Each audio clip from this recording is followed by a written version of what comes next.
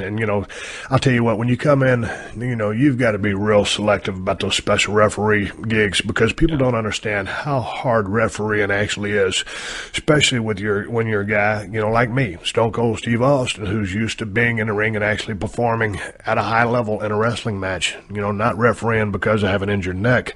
With respect to the rules, man, when you all of a sudden you put that striped shirt on and you're kind of calling them out, you're calling the rules and enforcing things, you just don't know the dynamics of it. First of all, you got to stay out of the way. Your timing, enforcing the rules. Hell, I don't know half the rules. I would break rules and wait for the referee to get me off somebody. So there's a very learning how to work as a referee is the same as learning how to work as a wrestler. And obviously, they're not doing the same things we're doing as far as calling high spots, but there's a lot of communication going on there.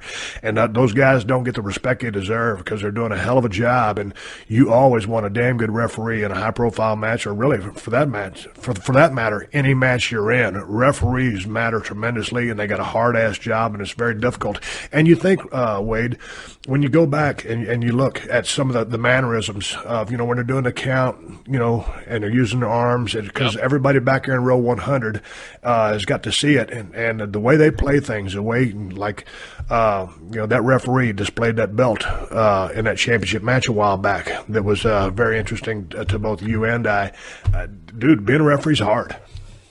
And I give credit to the referees who you don't notice, but when you pay attention to them deliberately, they're actually almost invisibly making the match better. Because, of course, your eye is going to be – there's that video online, if people have ever seen it, where there's like a gorilla that walks behind people, and you're supposed to be, counting how many times a ball gets thrown back and forth, and if you count it accurately, you're supposed to count how many times a ball gets thrown back and forth between 3 or 4 people, and you're concentrating so much on the ball going back and forth. I'm giving this away kind of for people who have never seen this, but literally a guy in a gorilla suit walks behind him, and most people don't notice a guy in the gorilla suit because they're so concentrating on the ball and counting it.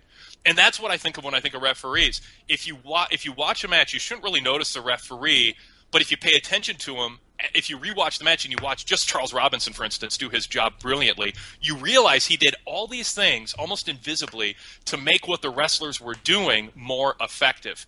And I think it's so hard to find that sweet spot. And I'm with you going back 20 minutes, Steve. I think the referees deserve to have their names mentioned on air. I think I just disagree with that policy of saying, well, it doesn't help us earn money by having people know who their names are, so we're not going to mention them. I think in a sport, they always mention the names of the referees beforehand, and it should matter. And it shouldn't be a huge storyline, but there should be a sense that there's good referees who do their jobs well, enforce the rules, and they're rewarded by being the referees for big, important matches. And I think having a referee assigned to a match can actually make a match feel more prestigious. You go back to, the UFC, Big John McCarthy, Herb Dean, the certain guys get placed into certain fights.